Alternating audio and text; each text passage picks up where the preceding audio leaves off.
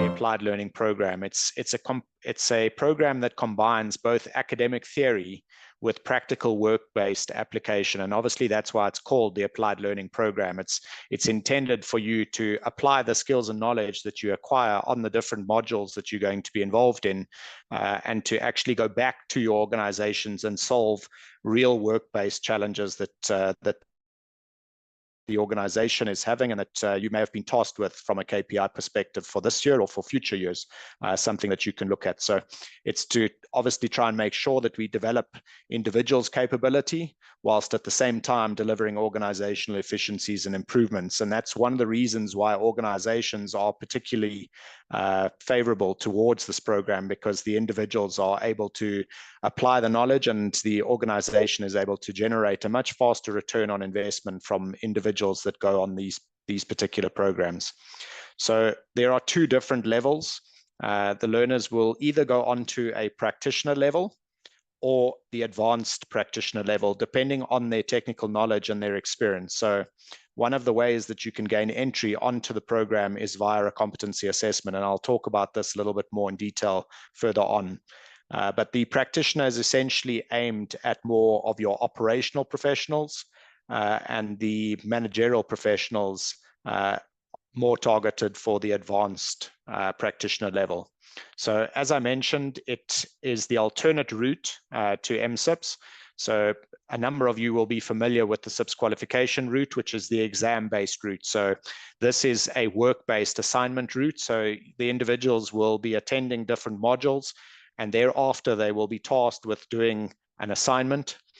In some instances, it's 3,000 words. In other instances, it will be 5,000. And on the advanced program, the final project and assignment is 10,000 words.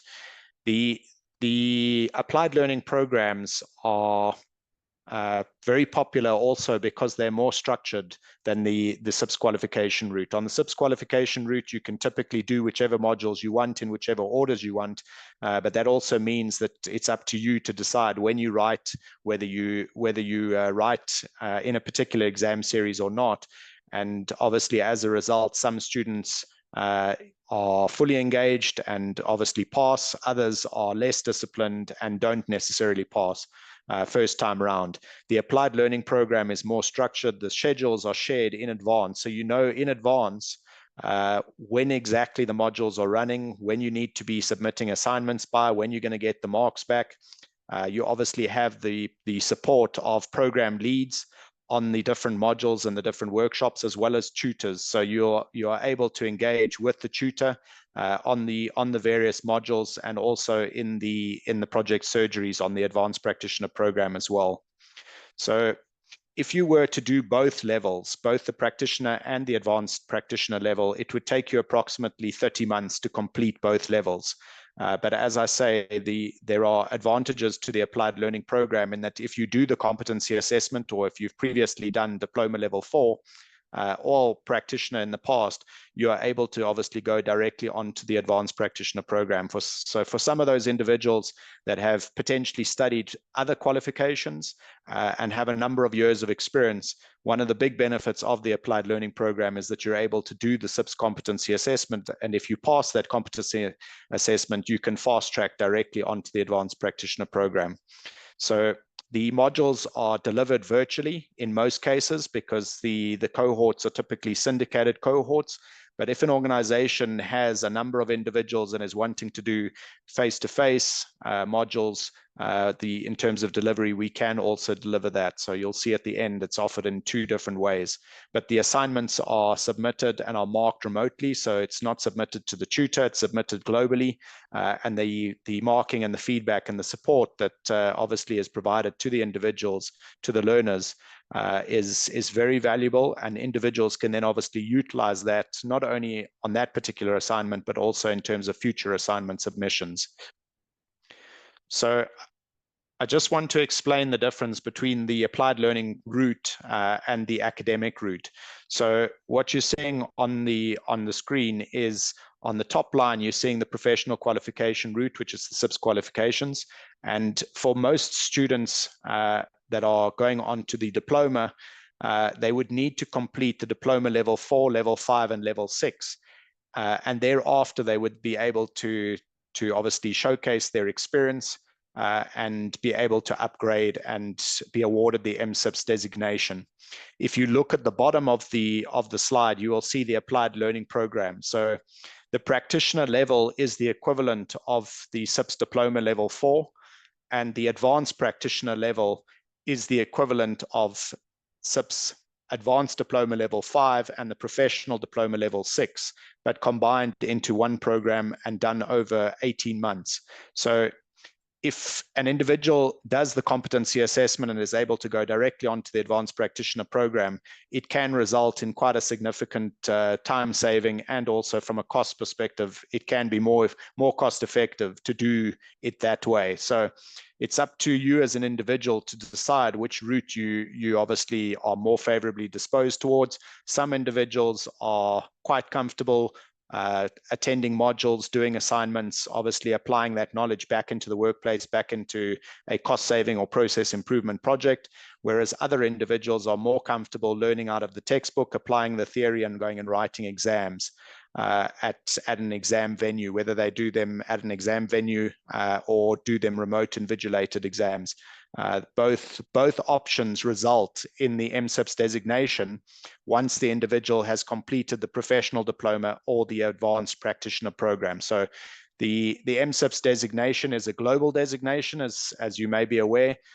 Everybody around the world that goes on to a CIPS qualification or a CIPS applied learning program and completes successfully achieves the same designation. So there's no difference between what is delivered in the CIPS Africa region to what is delivered in the Australia, the MENA, the UK, and the US. It's exactly the same. The standard is the same across the globe. So in terms of some of the benefits to you as an individual, obviously one of the benefits would be to make sure that you acquire that MCIPS designation. So by the end of the program, that's obviously a critical factor.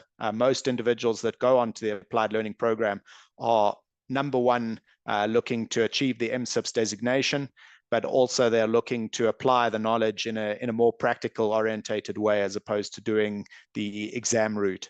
So there are a number of benefits for you as an individual. I won't go through all of them, but just to confirm that this program is supported by a program lead and by the tutor throughout. You can't do the applied learning program via distance learning. So this is a program that you do with the help of a program lead and the tutor. And obviously at the end of it, we want to make sure that you are successful.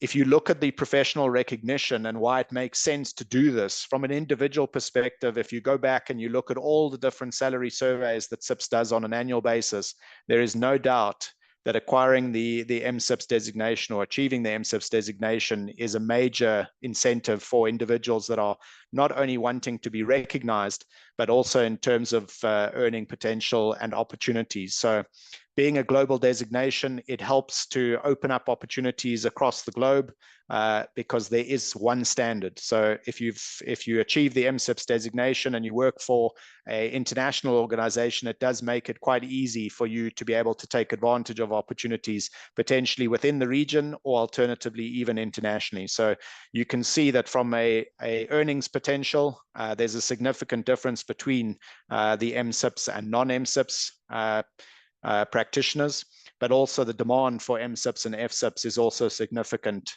in terms of recruiting. And what you will find is that once individuals have achieved the MCIPS designation, they often are approached in terms of other opportunities. As I mentioned, though, the organization also achieves a significant benefit in terms of return on investment, particularly through the project at the end of the advanced practitioner program. So that work-based project and assignment that you are going to be involved in is very beneficial to the organization. It can dwarf the investment made in the actual training, in your development, and obviously that can be multi-year a multi-year benefit for the organization as well, because that cost saving or process improvement will have the ability to deliver over multiple periods of time. But one of the things that obviously the organization is looking to achieve from it is not only your development, but obviously making sure that the department and the organization also improves as a collective. So typically organizations will put a number of individuals on these different programs to improve the team holistically. And as a result, drive those business improvements, be able to generate efficiencies within their procurement and supply chain teams. So let me get into how it works from a practitioner and advanced practitioner program level. So if you look at the top line, you will see the practitioner level. And as I mentioned, this is more for your operational practitioners. It includes 5 modules. And you can see that after module 2, you start to submit the assignment. So in the case of the practitioner, it's 3,000 words for assignment 1, 2, and 3. And the last assignment is a 5,000 word assignment. It gets done over 12 months. So it will be completed within 12 months. And at the end of it, the individual is awarded the CIPS diploma level membership. On the advanced practitioner program, you can see that it includes 6 modules. This is focused more at your managerial. The modules are very specifically targeted, and the content is targeted at the management individuals. So leadership and management in procurement and supply, commercial management, global strategic supply chain management, category management, contract management, and project program and change management. And you can see that the assignments at the bottom, also you do the assignments from module 1. So again, 3,000 words for the first 3 assignments. Module 4 and module 5 are combined into the 7,000 word. And at the end, you have the project and the assignment 10,000 words at the end. And the advanced practitioner is done over 18 months. And at the end of the advanced practitioner, you will then be eligible for full MCIPS chartered professional status. To just make sure that you provide your evidence in terms of your work experience. Generally, people that go onto these programs already have multiple years of work experience, so that's generally not a problem. Programs, all of the content, the modules is included on the learner management system. So you simply log into your CIPS profile and access all of the resources. The program leads will assist you throughout the process as well. So I'm not going to go into a huge amount of detail in terms of the syllabus because I will share the syllabus for both the practitioner and the advanced practitioner with you as well, which goes into a lot more detail. But this basically just breaks down the different modules and a little bit in terms of what is included in the syllabus. In some instances, you will see there will be some pre-work, which is quite important to make sure that you do, just to familiarize yourself with a particular module, so that when you attend that module, you at least have some knowledge. And usually the pre-work is in the form of a small piece of e-learning, which you can access and do prior to attending the module. The modules are spread out approximately every 8 weeks. And you then have, once you've attended the module, you then have 4 weeks in order to create your assignment and obviously submit your assignment, and then the assignment goes for marking, and then you will receive the marks back in approximately 8 weeks thereafter. By that time, you will be going on to the next module, and that process then repeats itself until you have completed all of the modules and the entire level. So the advanced practitioner, like I mentioned, is fairly similar in terms of the makeup, in terms of that pre-work, in terms of how the modules are delivered, and obviously in terms of how the assignments are submitted and marked. And you can see in terms of the syllabus a lot more in terms of management. So if you are an individual that is got a number of years of experience, obviously, you hopefully will have studied previously, either through CIPS or alternatively through a different provider. It is really beneficial to consider doing the competency assessment and seeing whether or not you can fast track directly onto the advanced practitioner program if you are in that particular group. So these are just a couple of examples in terms of assignments that individuals at a practitioner level have submitted. So the task is something that obviously you need to come up with together with your line manager and or your sponsor, and it needs to obviously be related to your organization and be something that you can implement within your organization. So it's very important that from an organization perspective, that this is something that you can actually implement from an advanced practitioner program perspective, because what you don't want to do is to work on something that can't actually be actioned and implemented, and as a result you then potentially won't get the benefit of proving and showcasing to the organization the value that you can add having concluded the particular program. So in terms of the project, you will go through different workshops and there will be a one-on-one with the tutor in terms of those project surgeries. The project needs to be something related to either cost saving or process improvement. And like I said, it needs to be something that you have the buy-in of your line manager or sponsor, as well as the SIPS tutor. You can discuss it with the SIPS tutor to confirm that you're on the right track. So you can see on the left-hand side here, it must tackle a challenge that is faced by the organization. It must deliver business benefits and be aligned to the business strategy. So in that way, you're able to actually demonstrate that you are able to add significant value and return on investment for the organization as well. And these are just a couple of examples in terms of the advanced practitioner projects that have been implemented by different individuals. And in some instances, the cost saving or the process improvement can result in hundreds of millions of rands or dollars worth of savings. So different organizations, obviously, depending on the size and the scale and the project that you choose to implement, you can deliver significant benefit for the organization, which obviously will stand you in very good stead in due course when the organization sees how you're able to execute on your different KPIs. So just to recap in terms of the applied learning program and the eligibility. So in order to go on to the applied learning program, you can either start with the practitioner level, which is the equivalent of level 4.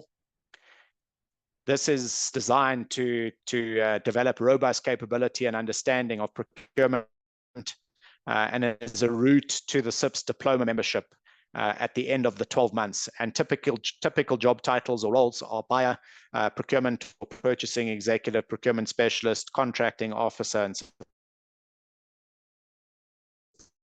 supply chain analyst. Alternatively,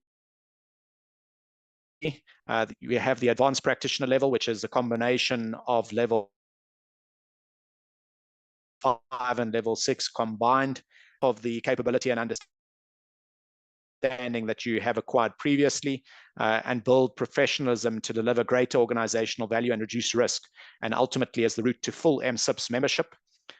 And the typical job titles or roles are senior buyer, chief buyer, category manager, contract manager, logistics manager, supply chain executive, and it takes 18 months to complete the advanced practitioner program. So in order to go on to the advanced practitioner program, you need to either have the diploma level 4 or the practitioner.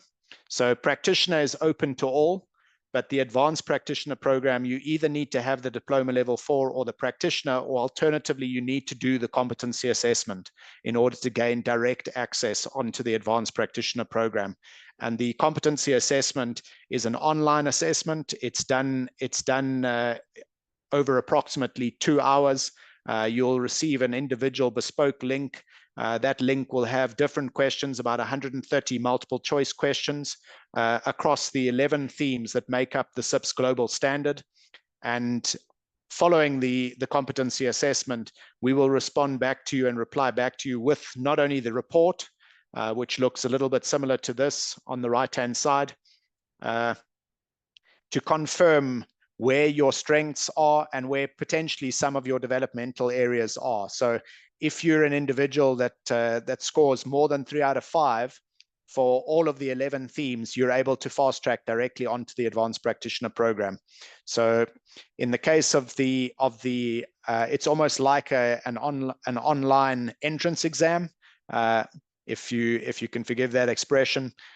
We want to confirm that you have the requisite technical knowledge to fast track directly onto the advanced practitioner program, so that you are comfortable and that you don't struggle on that particular program, because we need to make sure that your technical knowledge is sound in order to make sure that you are able to actually progress and ultimately pass that level. So you need to score 3 out of 5 for 10 of the 11 themes. So you can see in this particular area, this individual has scored 2.5 for this particular theme, and there may be some individuals that don't score 3 out of 5 for all of the themes. Sometimes what we would do is then recommend short-term skills training interventions to improve your technical knowledge in that particular area before you can then go on to the program, the advanced practitioner program. Alternatively, if you have not met the standard, we would recommend that you then go and do the practitioner level, which, like I mentioned, is the equivalent of diploma level 4. In terms of the delivery options, we can deliver in 2 different ways. So the one is an in-company program. Generally, this is reserved for larger organizations where the size of the team is more substantial, and everybody within the team is going on to a particular program. So there might be, for example, 12 to 16 participants that go on to either the practitioner or the advanced practitioner. From a management perspective, obviously, it means that the organization can discuss organization-specific process and cost-saving initiatives and improvements that can be made, and the organization can talk shop in the different modules without anybody else engaging and obviously hearing what the organization is busy with. This can be done either virtually or face-to-face. So depending on how many individuals it is and where the organization is based, we can also deliver at the organization's premises, or alternatively, it can be delivered virtually or a combination of the two. Sometimes we do a blended approach with organizations where we deliver some face-to-face at the organization and some virtually as well. It can also enable individuals across multiple regions to be able to join a program. So if we deliver it virtually for an organization, you might have subsidiaries across multiple countries in Africa that all come together onto a particular program. The other option is to join an open syndicated program. So typically this is where you have either an individual that is interested in the program. They may potentially be self-funding, or they might be sponsored by their organization or paid for by the organization. And it allows multiple individuals or groups of individuals to join a syndicated program and all come together from multiple organizations and sectors, both public sector, private sector, and obviously across all the different industry sectors: mining, oil and gas, telecoms, financial services.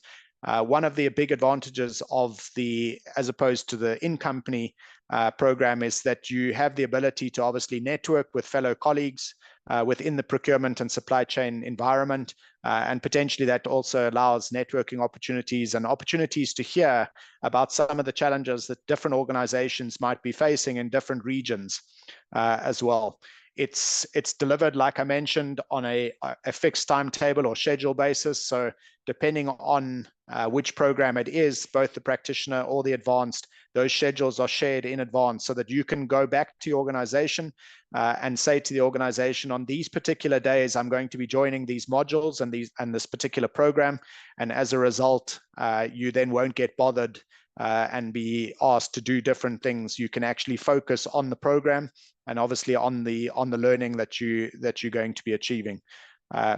It's done on a fixed per head basis. So if an individual is coming to join the program, generally depending on which program it is, it's costed on an individual basis. Obviously, if an organization does it collectively, we can pass on certain discounts to the organization depending on the numbers. And then from a program commencement perspective, we have programs that kick off approximately every 8 weeks.